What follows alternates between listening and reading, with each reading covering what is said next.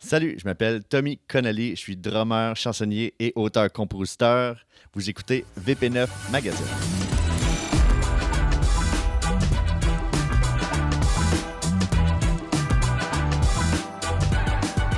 Aujourd'hui, à VP9, Stacy visite le refuge pour animaux Éducazou de Québec. De plus, on discute avec le musicien Tommy Connelly. Et enfin, du mini-pot en plein hiver.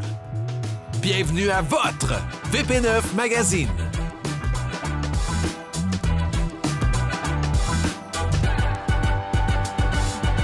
Bonjour et bienvenue à cette nouvelle édition de VP9 Magazine. Je suis Stacy Ann Murray chez Éducazou à Saint-Augustin.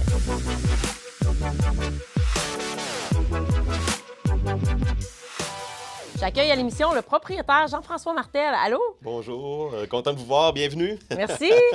En quelques mots, décris-moi Éducazou. Oui, bien sûr. D'abord, Éducazou, nous avons un service d'animation avec des animaux exotiques sur la route. Donc, on est un refuge qui s'autofinance avec les sorties. Donc, on revend pas rien, on ne vend que du bonheur. Beau bonheur. Oui, c'est ça, exactement. Donc, et puis, voilà, on anime, on divertit avec toutes sortes de petits animaux exotiques pour toutes sortes de clientèles, en fin de compte. On est présentement dans le sanctuaire animal. Oui, effectivement. Environ 200 animaux sont ici, une cinquantaine d'espèces de copains sont chez nous, en fin de compte. Quel genre d'espèces vivent ici? On a beaucoup de sortes de perroquets, on a des amphibiens comme des rainettes, des salamandres, des grenouilles, des crapauds exotiques. On a plein de lézards, on a quelques espèces de serpents, des tortues. On a quand même des grosses tortues, tu vois, effectivement. Les seuls qu'on n'a pas le droit d'avoir dans le monde des reptiles, c'est la famille des crocodiliens. Mais sinon, outre ça, on a toutes les espèces de soit serpents, lézards, tortues chez nous. Et puis la famille des perroquets qu'on ne peut pas oublier non plus. Oui, on les entend. Eux autres sont là. J'ai justement très hâte de rencontrer ces petits êtres vivants-là. Oui, on en a quelques-uns à te présenter. On va avoir du fun. Pendant que Jean-François va nous chercher des petits amis, allons voir Sarah qui a rencontré le chansonnier Tommy Connelly.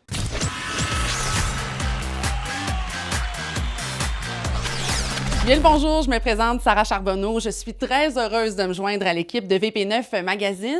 Et aujourd'hui, je me retrouve au Roquemont, juste avant la prestation de notre invité, Tommy Connelly. Bonjour à toi. Salut. Très heureuse de t'accueillir aujourd'hui. Tommy, on va parler un peu de toi. D'abord, tu es un gars qui a fait partie de 2 formations où tu agissais à titre de drummer. Ouais. Et là, ce soir, c'est au chant qu'on va te retrouver. Qu'est-ce qui t'a amené, en fait, du drum à la chanson? En fait, c'est un très long parcours, mais j'ai eu vraiment plein de formations où j'étais drummer, j'ai étudié en batterie, tout ça. Sauf qu'à un moment donné, dans les bars, il y avait un petit peu moins d'histoires de spectacle, full band qu'on appelle.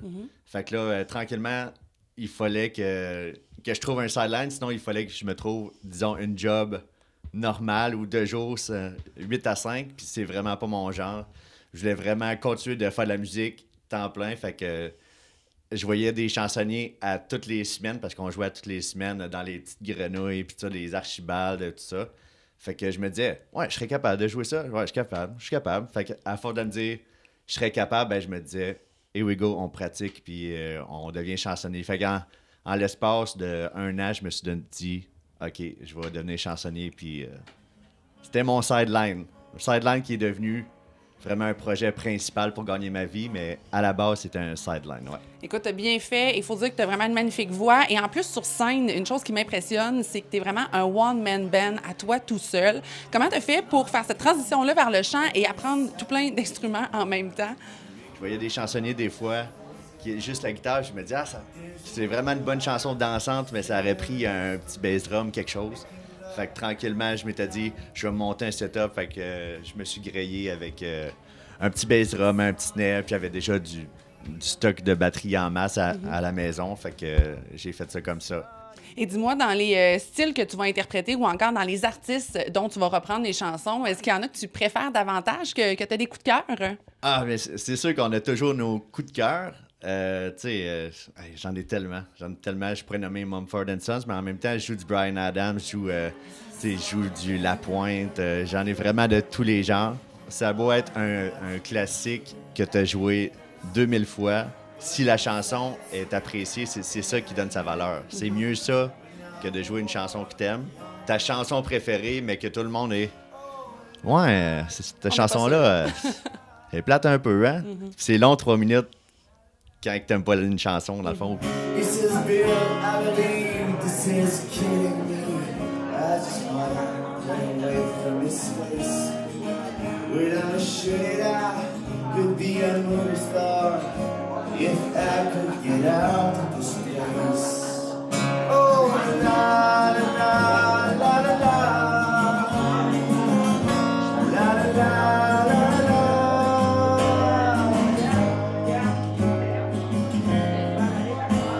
Sing us a song, you're the piano man. Sing us a song tonight. When we're all Dis-moi, en faisant mes petites recherches, j'ai cru remarquer que tu t'intéressais plus, disons-le comme ça, à un projet d'écriture. Tu aimerais écrire ta propre musique, tes propres chansons. Par curiosité, où en es-tu rendu dans ce projet-là? Ça se passe très, très bien. Sans farce, la pandémie a eu beaucoup d'effets négatifs sur tout le monde, beaucoup chez les artistes, mais moi, dans le fond, ça m'a permis, comme j'avais beaucoup moins de chansons à apprendre, puis ça, je me suis dit, je donne un boost. Je compose des chansons. Ça fait longtemps que j'en compose. Là. J'ai toujours voulu faire ça. Quand on commence à jouer de la musique puis qu'on est flow, ben c'est ça qu'on veut faire. On veut jouer avec des amis, on veut se former un band. Fait que ça a toujours été ça la direction. Mais le problème souvent avec les bands, c'est qu'ils finissent par s'écrouler avec les années. Fait que t'as un band, puis là, il commence... à cette heure, on déménage, il y a des changements de style. Fait cycle il y a de la vie, il y a plusieurs choses qui interfèrent là-dedans. Fait que souvent, tu es obligé de recommencer à presque zéro. Les compositions de ton vieux band, que tu as été 3 ans dedans, ben tu peux comme plus les jouer, ils t'appartiennent plus. Fait que j'ai vraiment poussé fort la machine. Je sais pas combien d'années, là, mais ça fait longtemps que je compose, mais qui sortent pas du tiroir. Mais là, 2021... c'est là que ça se passe. On va entendre ça certainement avec impatience. Mais là, d'ici ce temps-là, la beauté de la chose, on va pouvoir te voir sur scène ce soir du côté du Roquemont. Oui, exactement. Dis-moi, à quoi on s'attend quand on voit Tommy Connelly sur scène? À quoi on peut s'attendre comme performance? On s'attend à de tout. On s'attend vraiment à avoir des chansons populaires, que ce soit franco ou anglo. Dans le fond, moi, ce que j'aime faire, c'est vraiment les demandes spéciales. Pour que chaque chanson... s'il y a une petite gang à droite qui veut entendre ça, ben c'est ça qu'on fait, puis on suit la vague. C'est vraiment ça. Je fais pas de set list.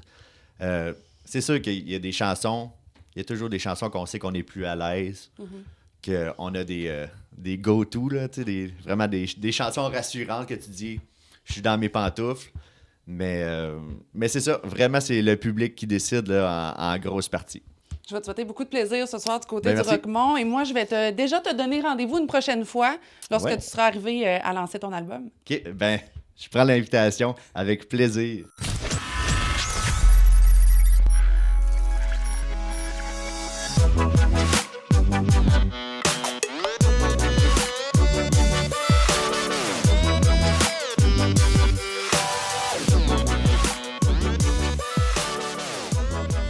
C'est quoi son nom encore? C'est Brad. Brad. Ben oui, J'ai notre ami été Brad. enchantée de te rencontrer, Brad.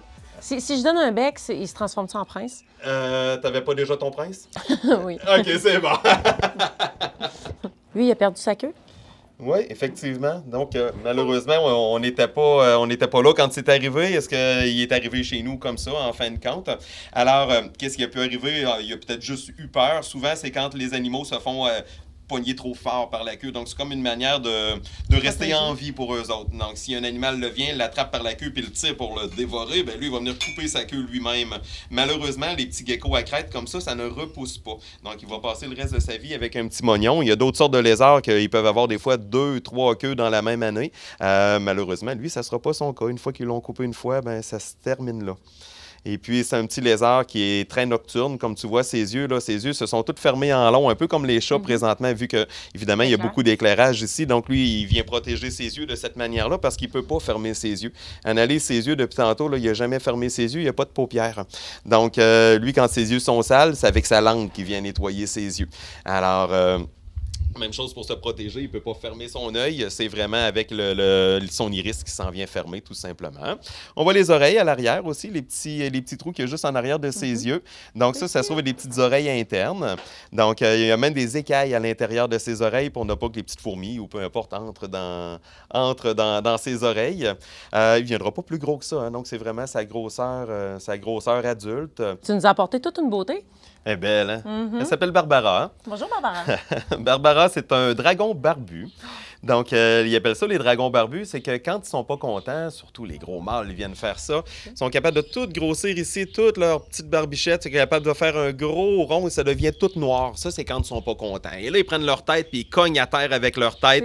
Et là, ça veut dire approche-toi pas, je suis vraiment pas de bonne humeur. C'est leur manière de se faire entendre, si on peut dire. Par la suite aussi, ils sont capables de tout venir s'aplatir. Regarde bien. Là, quand même, elle est assez grosse, assez bien dodue. Mais si on vient l'écraser comme il faut, elle est capable de tout venir s'aplatir. Alors, remarque les pics qu'elle a sur son corps. Comment est-ce que les pics deviennent de plus en plus gros, de plus en plus que je m'en viens l'écraser. Donc, plus qu'il va être impressionnant. Donc, s'il veut se rendre... faire peur, en fin de compte, ils vont tous se grossir comme ça, mais aussi pour aller chercher de la chaleur. Hein, eux autres sont très désertiques. On le voit d'ailleurs avec leur camouflage. C'est parfait. Hein?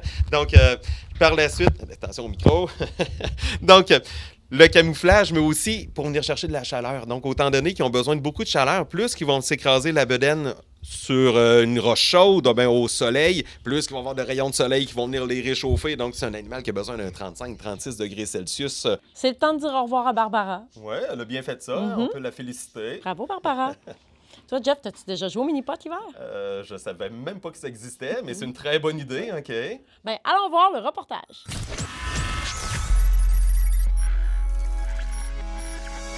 Ici Stacey Ann Murray et aujourd'hui, j'ai le plaisir de jouer au mini-pot à Sainte-Christine d'Auvergne. Attends, on est en hiver? Ben, moi, c'est ce qu'ils m'ont dit, kid. Allons voir comment ça se passe.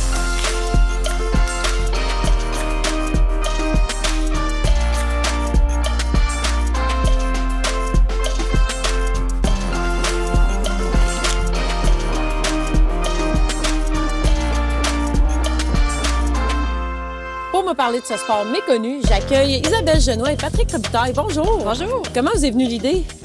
En fait, on a eu accès à Accès Loisirs Québec, qui nous ont donné beaucoup d'équipements de sport dernièrement pour notre camp de jour qui est nouveau de cette année.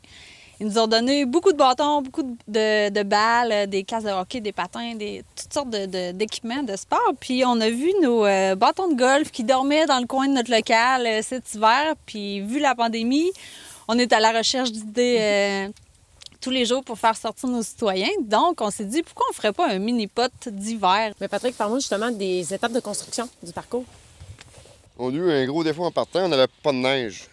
Là, on grattait le parking complet pour se faire des motons de neige. Puis là, après, on sculptait à la pelle, puis on s'amusait à suivre son petit croquis.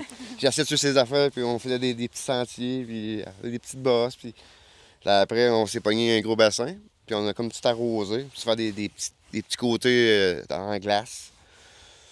C'était beaucoup d'ouvrage, mais on est bien content du résultat. Est-ce que ça prend des aptitudes particulières pour jouer au mini-pot sur glace? Non. Il faut juste avoir de la patience parce que c'est quand même difficile selon la température, évidemment. S'il neige, c'est quand même très difficile. Mais c'est vraiment du pur plaisir. On a 3 sortes de balles selon la température, selon l'âge, s'ils ont 5 ans ou 40 ans ou peu importe, là, pour faciliter la chose. Mais c'est pas... Ce qui est difficile, c'est de tenir debout quand la surface est glacée, mais on a des crampons ou des choses qu'on peut utiliser aussi pour quand c'est trop dangereux. Tu me parlais d'équipement. Vous fournissez l'équipement à tout le monde qui vient jouer. Oui, exact. C'est offert gratuitement pour tous les citoyens de Sainte-Christine d'Auvergne. On a différents bâtons pour donner différents challenges, différentes balles. Puis on prête aussi des petits buggies pour apporter le tout sur le terrain. J'imagine qu'il y a des passionnés qui amènent leur propre bâton quand oui, même. Absolument, oui. Leur poteur oui, est très important, mais oui, c'est ceux qui veulent apporter leur équipement sont les bienvenus aussi. Est-ce qu'il y en a qui apportent des bâtons de hockey? Non, puis on veut pas. Ça va briser. Ben, en fait, ça brise les côtés aussi. Il ne faut pas exagérer dans la force du lancer, là, mais les bâtons de golf, c'est correct. On ne veut pas donner plus de travail à Patrick. Non, c'est ça. On ne veut pas donner d'idées non plus aux gens de porter d'autres bâtons.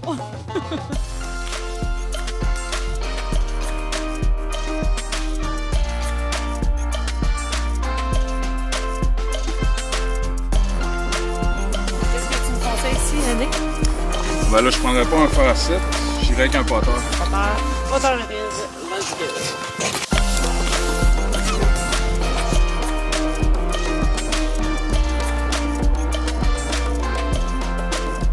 Est-ce que vous avez reçu de l'aide pour construire le tout? De l'aide, non. Financière non plus, parce que dans le fond, c'est un projet qui n'était pas prévu au budget municipal. Donc, ça nous a coûté une vingtaine de dollars en tout et partout, plus beaucoup de temps à Patrick.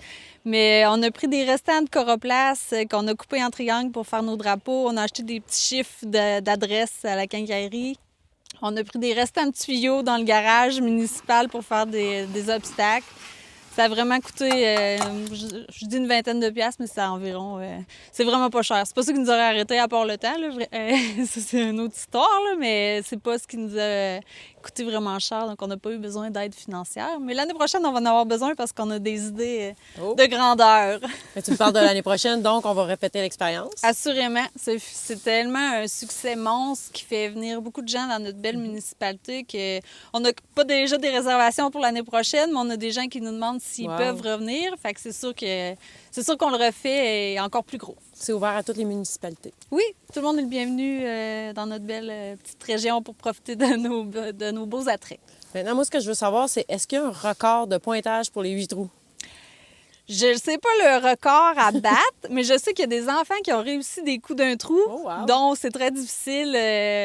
En tout cas, ben, moi, je suis vraiment pas capable, là, mais je sais qu'il y a des trous d'un coup de réussi. Donc, c'est le challenge, en réussir un sur les 8. Oui, si 2 sur 8, ça serait le record. Merci beaucoup de m'avoir présenté votre projet aujourd'hui. Bien, merci à toi.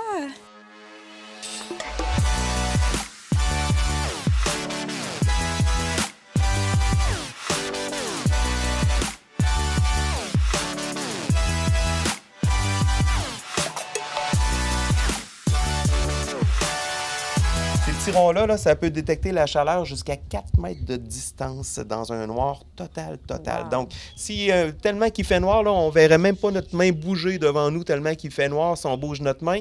Bon, bien, lui, là-dedans, là, il est capable de chasser quand même. Il est capable d'aller chercher sa souris. Donc, c'est comme s'il y avait... Sur le bout de... C'est comme s'il y avait des lunettes. Des fois, on écoute des films d'armée, hein, puis on voit que les gens, ils ont des lunettes spéciales, puis ils voient comme des ombrages rouges se promener. Bon, mais lui, il n'a pas besoin de mettre des lunettes spéciales. Il a ça dans son corps. Il est fait de même. J'imagine qu'ils ont basé ces lunettes-là sur... Bien, il y a des bonnes chances. Écoute, il y a beaucoup d'adaptations qu'on a fait qui deviennent des animaux, là. Éducazou a aussi des animateurs qui vont sur la route. Oui, effectivement. C'est notre mission même de base, Éducazou, sur la route avec nos petits animaux exotiques. Depuis seulement environ 3 ans qu'on a ouvert les portes de notre refuge. Donc, ça ouvre une nouvelle possibilité aux gens. En plus qu'on est sur la route, soit dans les garderies, les fêtes d'enfants, les centres d'achat, autant que, voilà, maintenant, c'est possible. Sur le web aussi, maintenant? Oui, en plus, sur le web, c'est toutes sortes de nouveautés. Alors, voilà, depuis 3 ans qu'on peut venir se promener dans la jungle et venir manipuler quelques animaux durant environ 45 minutes, 1 heure de manipulation de petits copains de tout genre. Tout est manipulable, bref, ou à peu près ici. Donc, on peut se rencontrer 4-5 fois et même plus sans vous présenter les mêmes animaux d'une fois à l'autre. Merci beaucoup, Jean-François. Bien, merci à vous, surtout de nous rencontrer. C'est super apprécié. C'est vraiment pas tous les jours qu'on peut faire des rencontres comme j'ai fait ici aujourd'hui. N'oubliez pas de nous suivre sur Facebook pour plus de contenu sur Éducazou. Et je suis Stacey Ann Murray pour votre VP9 Magazine. Ouais, mais je verrais une araignée de même, je crierais à mon chum. Oui, j'imagine. Ben moi, je les mets dehors. Ouais, OK.